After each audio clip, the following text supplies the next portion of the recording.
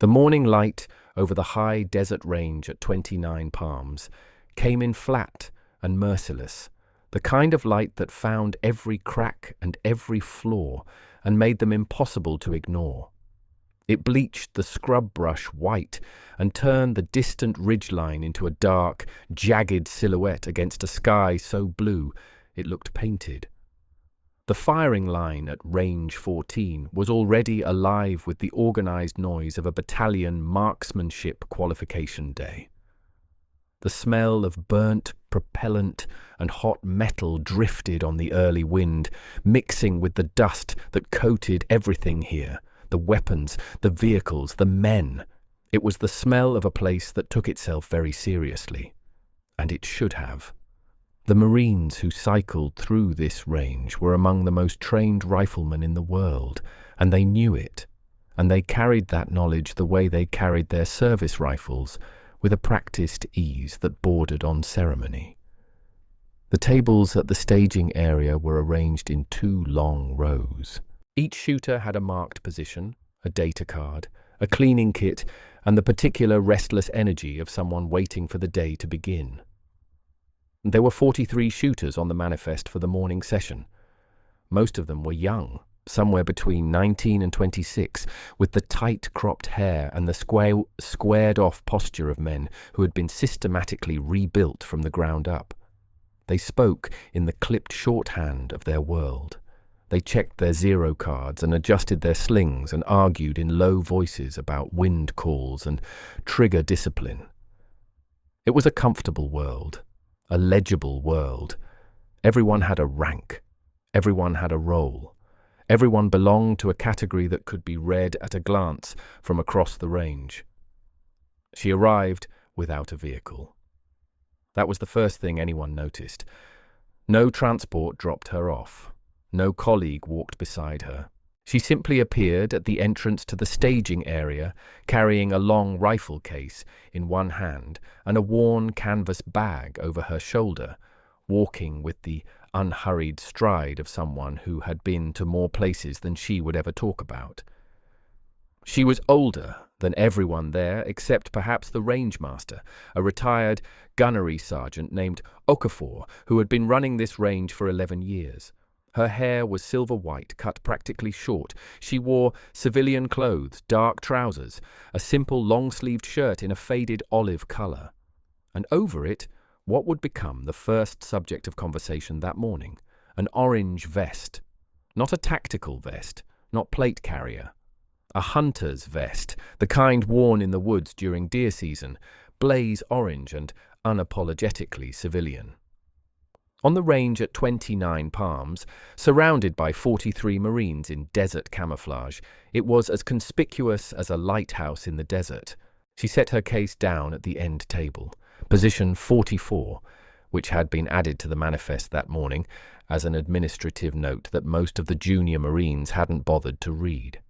She unzipped the bag first and began laying out her kit with the methodical economy of someone who had done this so many times that the sequence had become involuntary. A spotting scope, a small notebook, a compact wind meter, a single box of ammunition hand-loaded by the look of the brass, each round seated with the kind of precision that required a different relationship with the craft than most people ever developed.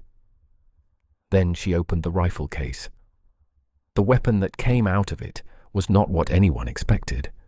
It was a bolt-action precision rifle. That much was immediately recognizable, but it had been refinished at some point in a way that had not been reversed. The stock, originally a standard dark synthetic, had been repainted or dipped in a pattern that had partially worn away over years of use, leaving the rifle in a patchwork of its original dark color and a faded, almost amber orange. It was not a deliberate aesthetic choice. It was the record of a weapon that had been modified for a specific environment, in a specific time, and had then been used so extensively that the environment had been worn away while the modifications remained. To the untrained eye, it looked like something assembled from spare parts, or worse, something belonging to someone who didn't know what they were doing. To a more careful eye, It told a completely different story. But careful eyes were in short supply at the staging area that morning. Corporal Trevino was the first to say something out loud. He was 22, a designated marksman with a record of excellence on this very range, and he had the particular confidence of someone who had never been badly wrong about anything important. He nudged the Marine beside him, a lance corporal named Weiss, and nodded in her direction. His voice was low enough to be private and loud enough to carry. "That is the ugliest rifle I have ever seen on a military range," he said. Weiss looked over, took in the orange vest and the patchwork rifle, and made a sound somewhere between a laugh and a confirmation. "Who let a hunter in?" he said. "She lose a bet?" Two more Marines at the adjacent position turned to look. The comments spread down the line in the way that comments always spread down a line of bored men waiting for something to happen. Within 3 minutes, she had been seen by most of the 43 shooters on the manifest, and the consensus, unspoken but unanimous, was that someone had made an administrative error. She didn't belong here. The rifle was a joke. The orange vest was a punchline waiting for the right moment. She gave no indication that she heard any of it. She sat on the small folding stool she had produced from her canvas bag and looked downrange through her spotting scope, making small adjustments with a patience that was entirely indifferent to the attention around her. Her movements had a quality that was difficult to name precisely, but impossible to ignore once you noticed it. There was no wasted motion, not in the way of someone trained to eliminate waste through repetition, but in the way of someone for whom efficiency had stopped being a discipline and had become a silence. She looked at the range the way a surgeon looks at a patient, not with urgency, but with complete attention. She was reading something that most of the people around her couldn't yet see. Staff Sergeant Diaz was the range safety NCO for the morning session. He was thorough and professional, and had a face that seemed permanently arranged in the expression of someone anticipating a problem. He walked the line before the brief, checking manifests and equipment, and when he reached position 44, he stopped and looked at her for a moment before speaking. "Ma'am," he said, his voice carrying the particular blend of authority and caution he used when addressing civilians on a live fire range. "I need to verify your authorization for this position. Can I see your range card and identification?" She reached into the front pocket of her vest without looking up from the spotting scope and produced a folded document and an ID card. He took them. He looked at the ID first, then unfolded the document. His expression shifted, not dramatically. The professional arrangement of his face held, but something behind his eyes recalibrated quietly. He refolded the document carefully and handed both items back to her. "Copy that, ma'am. You're cleared. Carry on." He walked back up the line without adding anything. Trevino watched him go and then looked back at the woman at position 44. "What was that about?" he said quietly. Weiss shrugged. "Probably just a retired civilian instructor. They send them out here sometimes." Trevino looked at the orange rifle again. "To shoot," he said, "or to watch?" The range brief was conducted by Gunnery Sergeant Okafor, who had the voice of a man accustomed to making himself heard over wind and engine noise and the ambient chaos of large groups of armed people. He covered the standard material, range commands, target distances, scoring criteria, safety protocols. He made no special reference to position 44. He had seen the manifest that morning, and he had made a single phone call to confirm something, and then he had set his face into the particular neutrality of a man who has decided to let events explain themselves. He had been doing this long enough to know that some things were better understood by watching than by being told. The morning session was structured in 3 stages. A slow fire qualification at 300 meters, a rapid fire stage at 500, and a final precision stage at 800 meters, which was the distance that sorted the merely competent from the genuinely skilled. The 800-meter line was where reputation lived and died on this range. It was where Trevino had distinguished himself twice. It was where the rifle and the shooter either spoke the same language or didn't. The slow fire stage began. The range went from noise to a different kind of noise, the controlled, rhythmic thunder of 43 rifles firing in timed sequence. It was the sound of institutional competence, of a standard being met, of a system working as designed. Trevino shot a clean score at 300. He was smooth and unhurried, and when he stood from his position, he allowed himself the small satisfaction of a man who knows exactly how good he is. He glanced down the line at position 44. The woman was shooting. Her position was different from the standard prone that most of the others used. She was behind the rifle, but her body was arranged with a slight adjustment, a subtle change in the angle of her hips and the placement of her support hand that spoke of a technique refined for something other than the standard range mat. He watched for a moment. Her breathing was invisible. He couldn't detect the rise and fall of her chest at all. When the rifle fired, the muzzle movement was so controlled it seemed less like a shot and more like a punctuation mark at the end of a sentence she had been composing for a long time. He looked away. Whatever she was doing, it was her business. The rapid-fire stage produced the first ripple of attention. At 500 meters, the targets required a faster sequence, and the scores began to differentiate more clearly between shooters. Most of the Marines posted solid numbers. A few struggled with the transition from slow, deliberate fire to the compressed tempo. Trevino posted a near-perfect score and stood from his position with the quiet satisfaction of confirmation. The range master called for data cards to be submitted, and as the shooters stood and stretched and debriefed each other in small clusters, someone looked down the line and noticed something. The woman at position 44 had not moved from her firing position. She was still behind the rifle.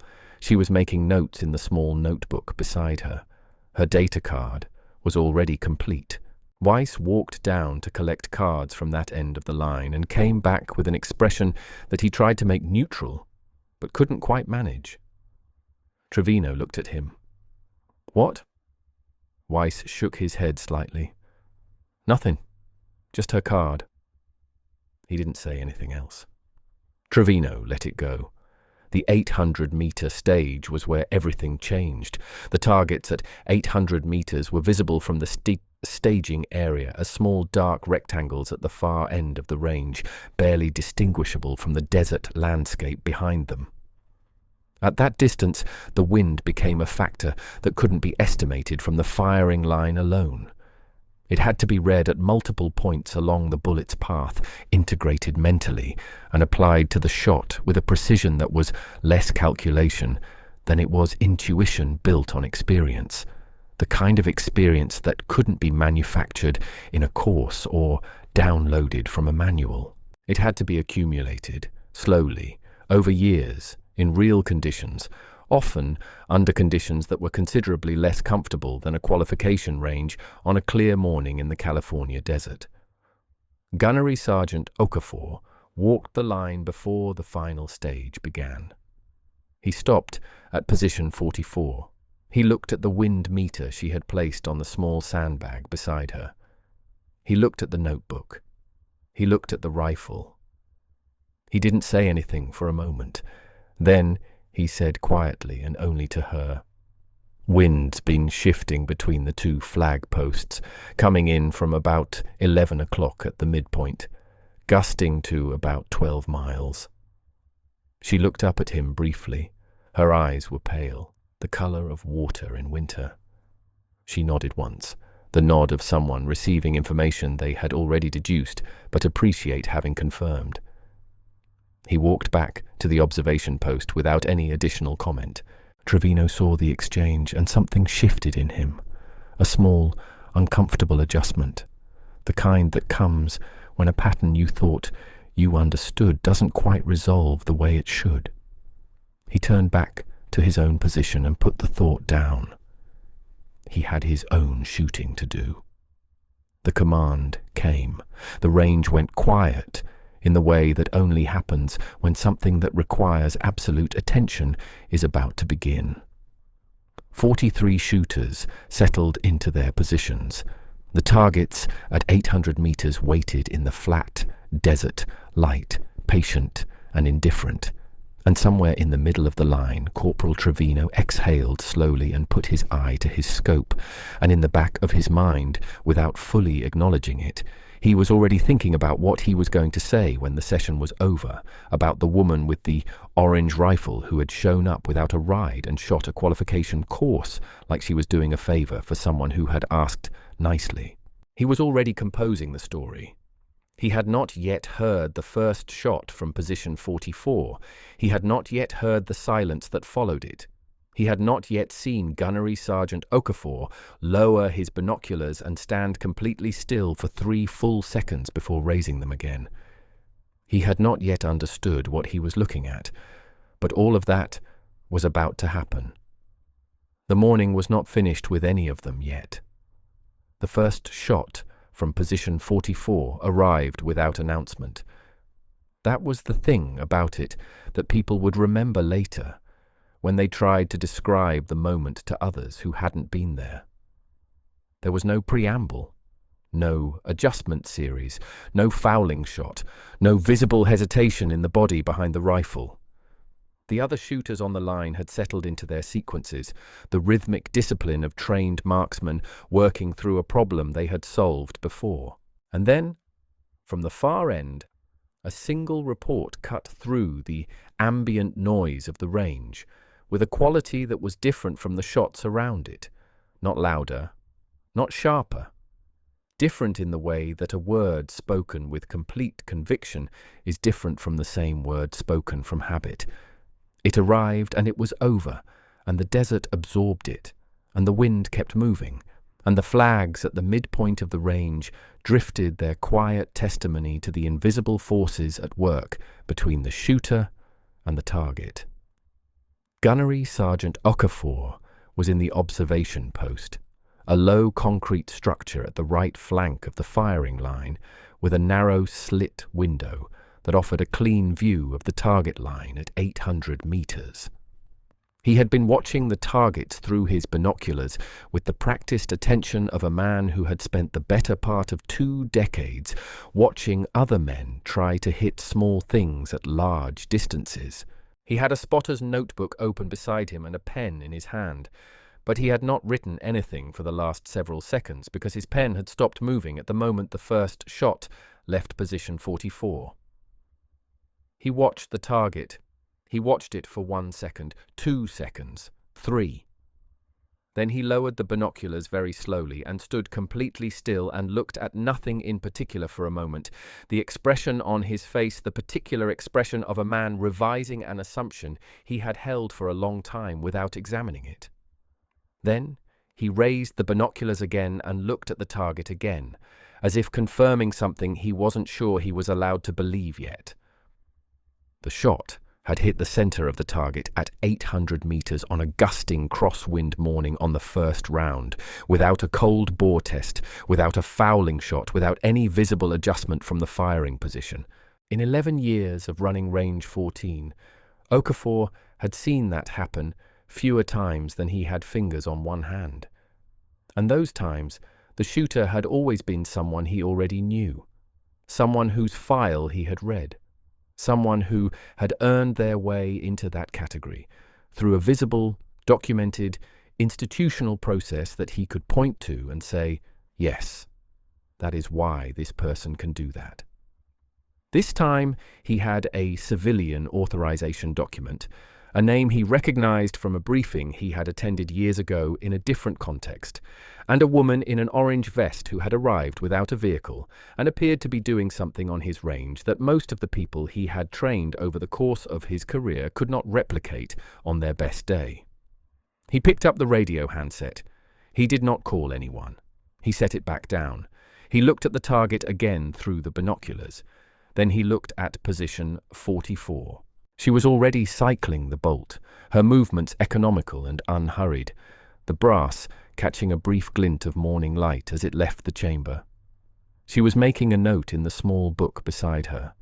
Not a long note, a few numbers, a wind reading, a correction. She was not celebrating. She was working. Down the line, the first person to notice that something was different was not Trevino.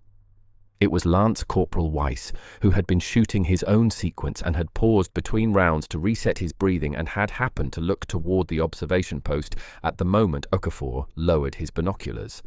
Weiss had been on enough ranges to know that when a gunnery sergeant with 11 years on a firing line stopped moving for 3 seconds while watching a target, something had happened that was worth paying attention to.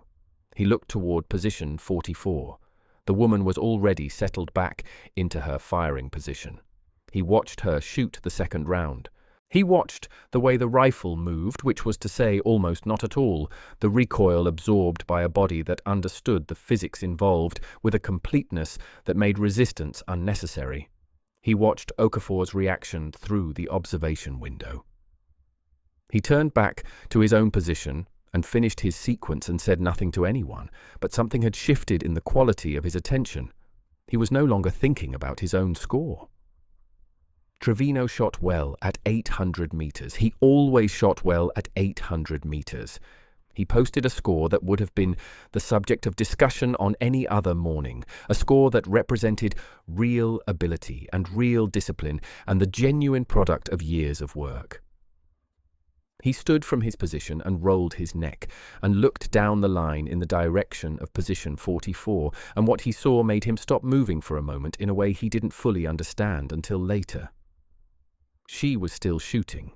The other shooters on that end of the line had mostly completed their strings and were standing, reviewing their data cards and exchanging the low, satisfied commentary of men who had done what they came to do. She was still behind the rifle, and she was shooting with the methodical patience of someone for whom this was not a qualification.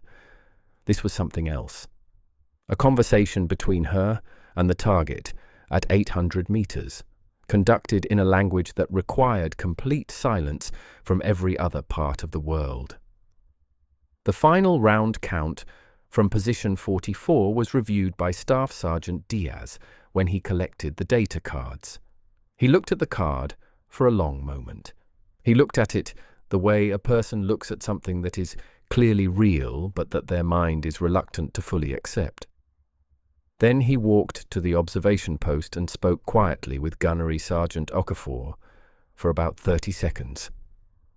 Okafor listened, nodded once, and said something brief in return. Diaz walked back to the staging area and resumed his duties. His face was professional and neutral and gave nothing away, but the careful observer would have noticed that he gave position 44 a wide berth for the remainder of the morning, not out of discomfort, but out of the particular respect that comes from recognizing something much larger than yourself operating in your immediate vicinity. It was during the administrative period between the qualification stages and the afternoon demonstration shoot that the tone on the range began to shift. The shift was not announced. It did not come from any official statement or change in procedure. It came from the natural process of information moving through a closed system of people who were paying attention. Weiss had said something to the Marine on his left. That Marine had said something to the Marine on his right. The numbers on her data card had been mentioned by someone who had seen Diaz's reaction, and numbers at 800 meters on a crosswind morning have a way of speaking for themselves regardless of what anyone thinks about the orange vest or the patchwork rifle or the fact that she had arrived without a vehicle. Trevino heard a fragment of a conversation between two staff, NCOs, near the equipment table. He didn't catch all of it.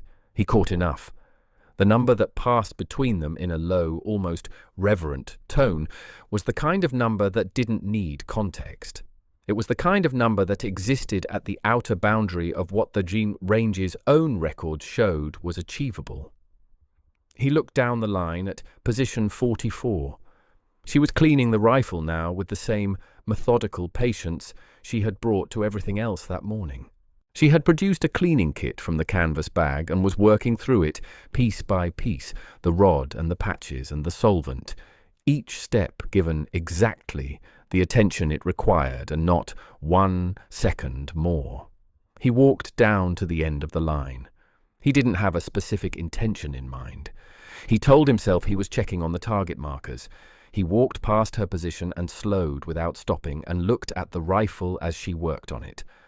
Up close, the patchwork finish told a more complicated story than it had from 20 yards away. The orange that remained in the worn patches was not the orange of neglect.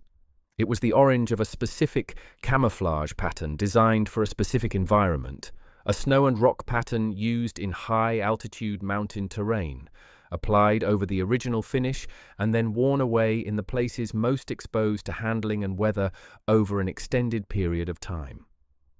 The wear was not random. It was concentrated at the points of contact, the grip, the forend, the cheek piece, the places where a human body meets a rifle over thousands of hours of use. The rifle was not poorly maintained. The rifle was extremely well maintained. What looked, from a distance, like neglect was, up close, a record of use so extensive and so sustained that it had simply become part of the weapon's surface character. He didn't say anything. She didn't look up. He walked back to his own position. The afternoon session was a demonstration shoot, unscored, designed to showcase precision marksmanship for a small group of visiting personnel that included 2 officers from a neighboring installation and a civilian advisor whose institutional affiliation was not printed on any visible badge. The demonstration targets were set at distances from 500 to 1,000 meters, and the shooters selected to participate had been chosen based on their morning scores. Trevino was on the list. He had expected to be on the list. 5 others were on the list. And at the bottom of the roster, added in handwriting by Gunnery Sergeant Okafor after the morning session, was a 7th name. The officers arrived at 1300 hours and were walked through the staging area by Okafor, who gave them the standard orientation in the standard tone. The civilian advisor walked slightly behind the officers and looked at everything with the particular unhurried attention of someone who was not here to be impressed but to observe. He was older, somewhere in his 60s, with the kind of face that had been made by weather and time and the specific compression of a life spent in serious places. When the group reached position 44, he paused. He looked at the rifle, which was assembled and resting on its bipod, pointed downrange. He looked at the orange vest folded neatly on the canvas bag beside the position. Something moved through his expression, brief and controlled, gone before it could be fully identified. He asked Okafor a question in a voice too low to be heard from adjacent positions. Okafor answered with 2 words and a nod. The advisor looked downrange for a moment. Then he rejoined the group.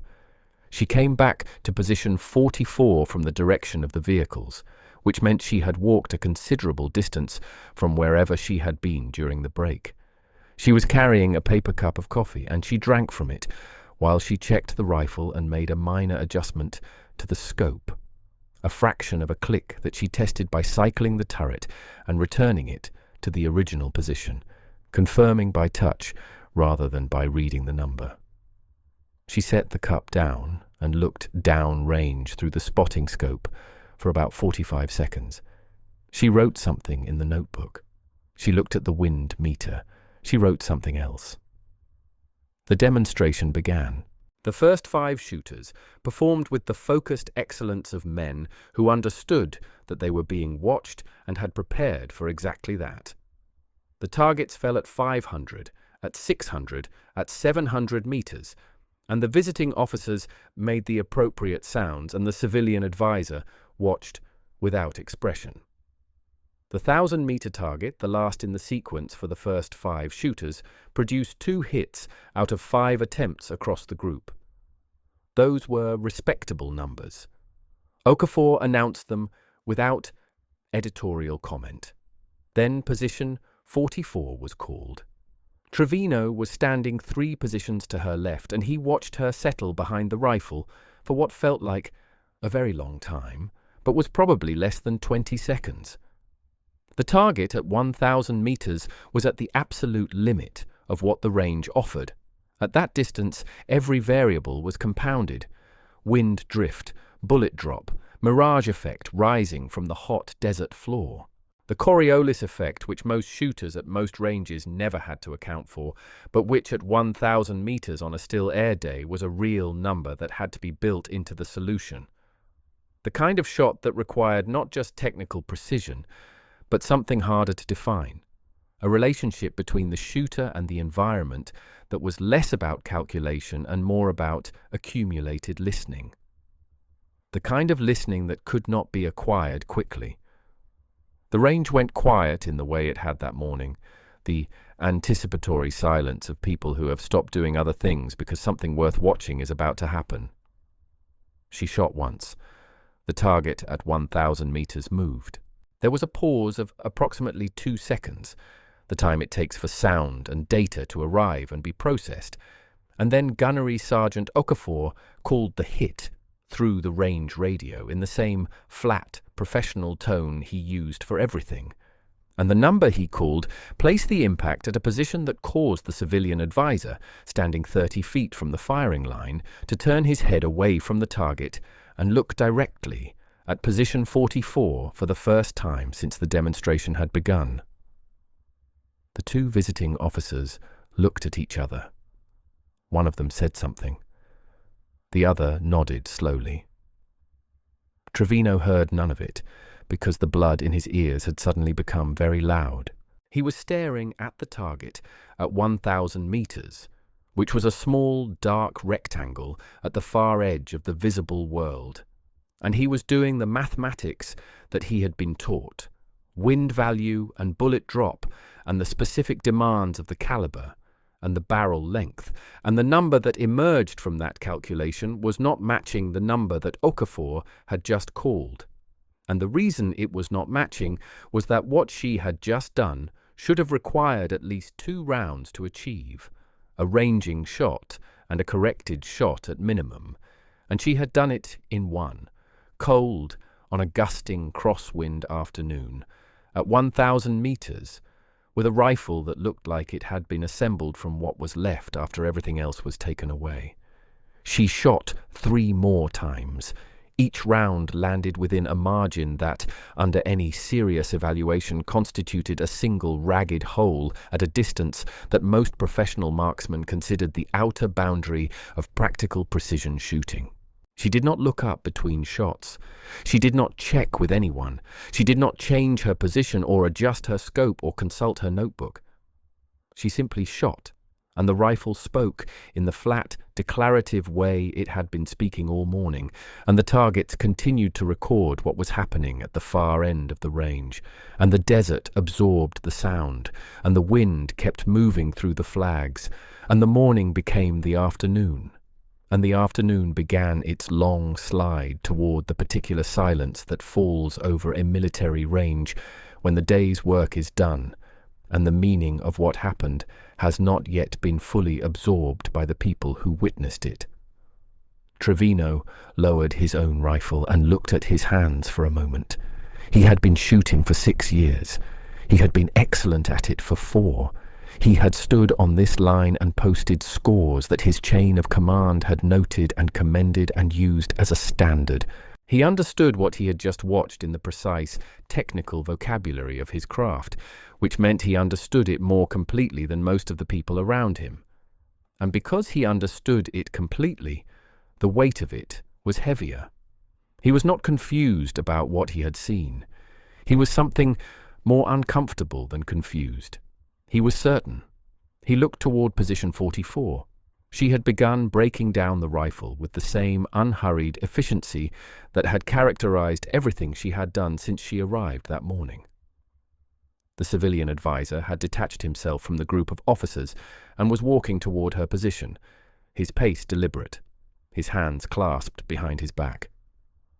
Okafor was already there, standing slightly to the side with the posture of a man who has decided that his role in the next few minutes is to be present without being in the way.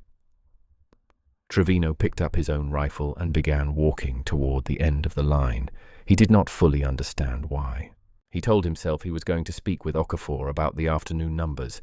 He told himself it was a professional matter. But the truth, which he was only beginning to allow himself to approach, was simpler and harder than that. He had said things that morning that he could not unsay. He had said them within earshot of other people.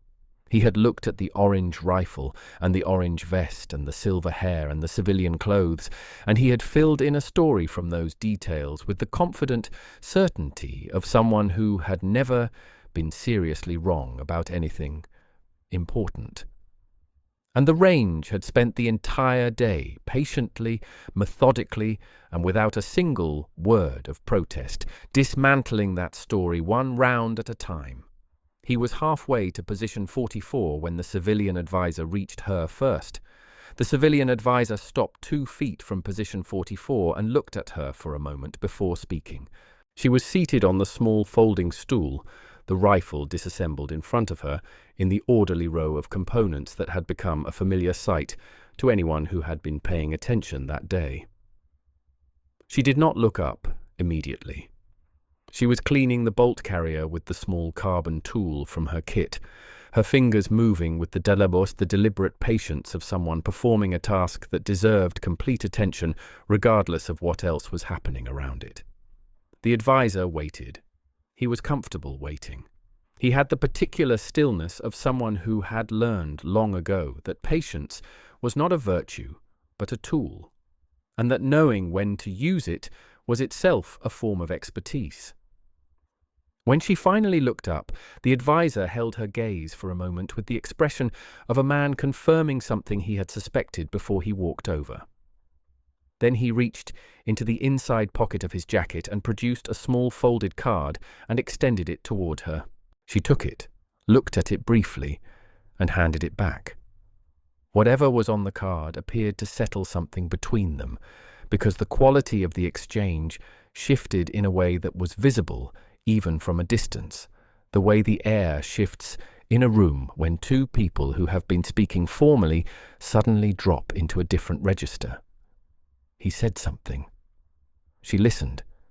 She nodded once, the nod that had become recognizable to everyone who had watched her through the course of the day, minimal and complete, carrying in its single degree of movement more acknowledgement than most people communicated in a paragraph. Gunnery Sergeant Okafor was standing close enough to hear the exchange and far enough to make clear that he was not inserting himself into it. His face was arranged in the careful, professional neutrality he used when the situation in front of him had exceeded the boundaries of his official role. He had been doing this long enough to recognize those moments and to understand that the correct response was to be present without being a variable. He was doing that now. The 2 visiting officers had followed the advisor at a distance and stopped about 10 feet back, close enough to observe without crowding the space. The senior of the 2, a lieutenant colonel with the quiet, dense attention of a man who processed things slowly and completely, was looking at the disassembled rifle on the table in front of her, with an expression that had moved past curiosity into something closer to recognition. He had seen rifles that looked like that before. Not the specific finish, not the patchwork orange, but the overall condition of something that had been used at a level and in a volume that left a kind of record on the metal and the composite that was distinct from anything a training environment produced. The rifle looked like it had been somewhere, several somewheres, and the kind of somewheres that did not appear in any publicly available document. Trevino arrived at the outer edge of this loose assembly of people and stopped. He was close enough to hear fragments but not full sentences.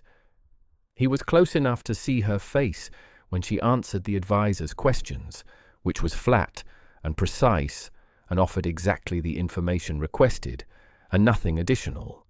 The speech pattern of someone who had long ago learned that silence was more accurate than elaboration.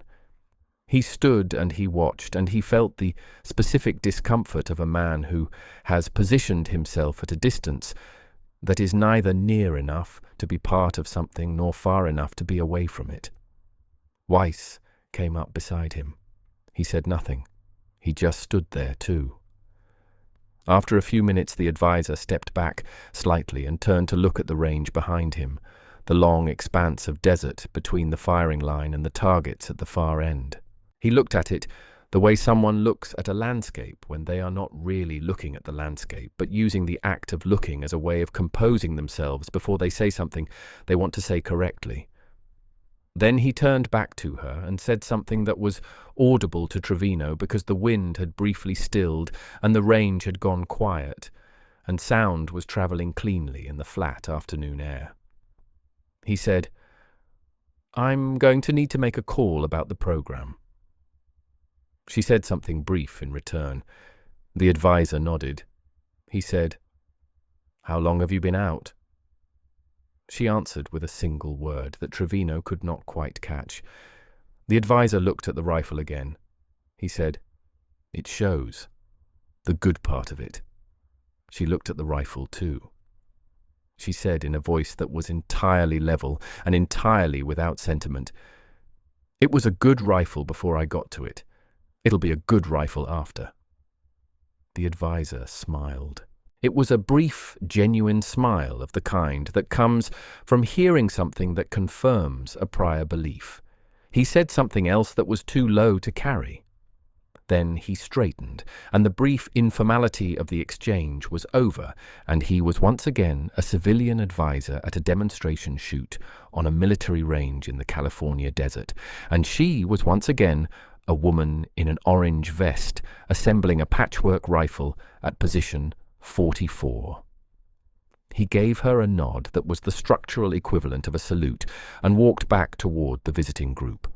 Okafor waited until the advisor was out of earshot. Then he looked at her for a moment with the expression of a man who has been patient for a long time and has decided that he is allowed one question. He said, "Were you really a contractor the whole time?" She looked up at him briefly. She said, "Somebody has to be." He made a sound that was not quite a laugh, but contained most of the same ingredients. He walked back toward the observation post with the unhurried stride of a man who had been given enough to think about for the rest of the day. She finished assembling the rifle. She seated an empty magazine, cycled the bolt, verified the chamber, and pressed the trigger to confirm function. The dry click of the firing pin was the last mechanical sound from position 44. She broke the rifle back down, placed it in the case in the specific sequence she always used, and closed the clasps in the order she always closed them. She folded the orange vest and placed it on top of the canvas bag. She looked at the notebook, made one final entry, a date and a location and a few numbers, and closed it. She looked down range one more time. The targets at 800 meters and at 1,000 meters were still there, the small dark rectangles at the far end of the range, patient and indifferent in the late afternoon light. She looked at them the way you look at something that has done what you needed it to do and can now be left behind. Trevino was still standing where he had stopped. He watched her stand from the folding stool and pick up the rifle case in one hand and the canvas bag in the other. She did not look at him. She did not look at Weiss. She looked straight ahead toward the entrance of the range with the same unhurried stride she had arrived with that morning, and the afternoon light caught the silver of her hair and the faded olive of her shirt and the small worn case in her hand, and she walked away from the firing line the way she had arrived at it, as if none of what had happened between those two moments required any additional comment from her. Trevino watched her go. Weiss watched her go. Down the line, several other Marines who had spent the morning and the afternoon being wrong about something they had been very certain about also watched her go, quietly and without any of the commentary that had characterized the earlier part of the day. The range had a different quality now. Not the charged, confident noise of men preparing to perform, but something quieter and more considered. The kind of quiet that comes after you have witnessed something that does not fit the categories you brought with you. It was Weiss who finally said something. He said it quietly, mostly to himself, looking at the empty space where position 44 had been. He said, "I looked up that authorization document, the one Diaz ran." Trevino said nothing. He waited. Weiss looked at the targets downrange. He said, "Most of it was blacked out, but the parts that weren't." He stopped. He shook his head slowly. "The program she was attached to ran for 16 years, in 6 different countries." He paused again. "She's been out for 8 years, and she just shot a better score than anyone on this range in 11 years. He said the last part, without inflection, as a fact.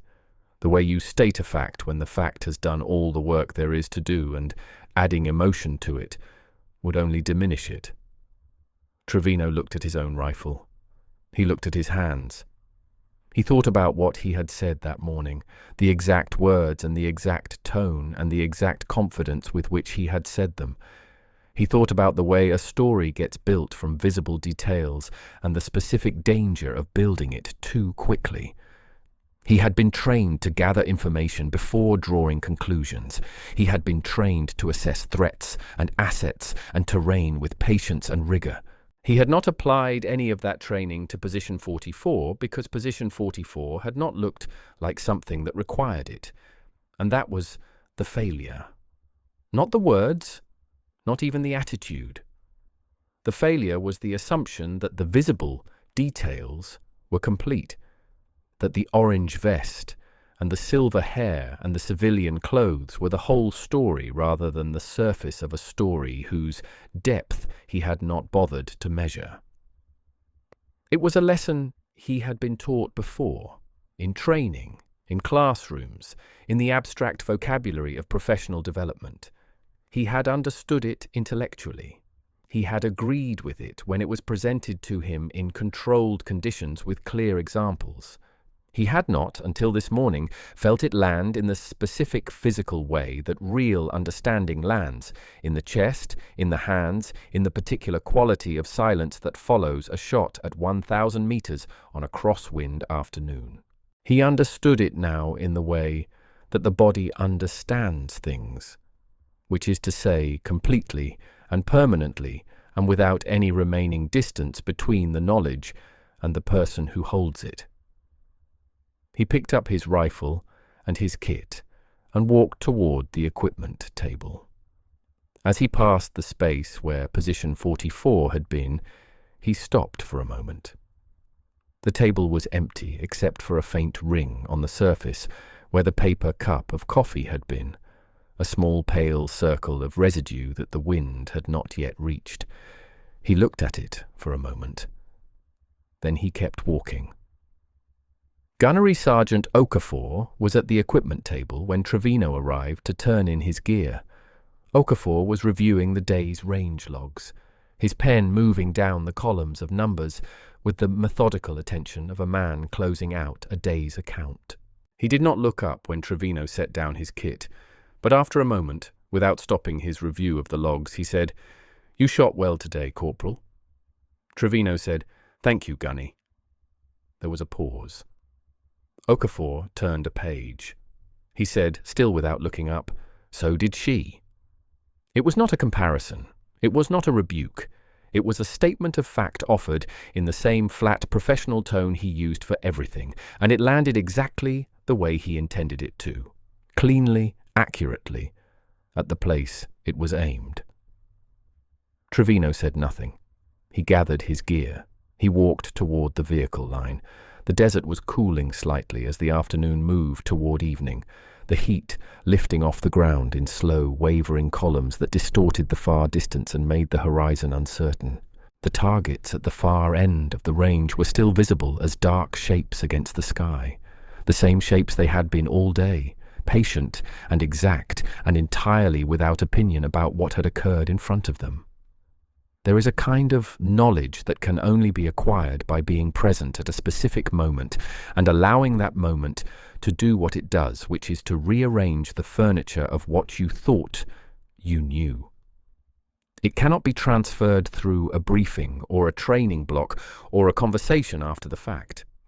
It lives only in the person who was there, in the specific sensory memory of a shot heard at a particular distance on a particular morning, and the silence that followed it, and the face of a gunny sergeant lowering his binoculars with the careful deliberation of a man revising something fundamental. That knowledge, once it arrives, does not leave. It becomes part of the architecture of how a person sees, and it makes the next set of visible details slightly less certain to be the whole story. Corporal Trevino carried that knowledge back to the barracks with him that evening. He did not talk about it much. Some things are not well served by talking. He sat on the edge of his rack for a while after chow, looking at nothing in particular, letting the day settle into whatever shape it was going to settle into. Weiss came in and sat across from him, and they were quiet together for a few minutes in the way of two people who have been through the same thing and have not yet found the right words for it and are not sure the right words exist. Before lights out, Trevino opened his marksmanship data book to a clean page. He wrote the date at the top. He wrote the location. He wrote the distance. He wrote the wind conditions, the temperature, the time of day. Then he wrote a single sentence at the bottom of the page, below all the numbers, below all the technical record of the day. He wrote it not as a note to anyone else, but as a note to himself for the future version of himself who would need the reminder. He wrote, "The rifle doesn't lie. Neither does the range. The rest is just noise." He closed the book. He turned off his light. Outside, the desert settled into its deep night quiet, and the range at the far end of the installation was dark and empty and still, the targets standing their patient vigil at the distances where they had always stood, waiting without expectation for whatever the next day would bring and whoever it would bring with it. If this story moved you, drop a comment below and tell us where you're watching from and what time it is where you are. We love knowing where our community is around the world. And if you want more stories like this one, hit like and subscribe. We upload a new story every single day, and we would hate for you to miss the next one.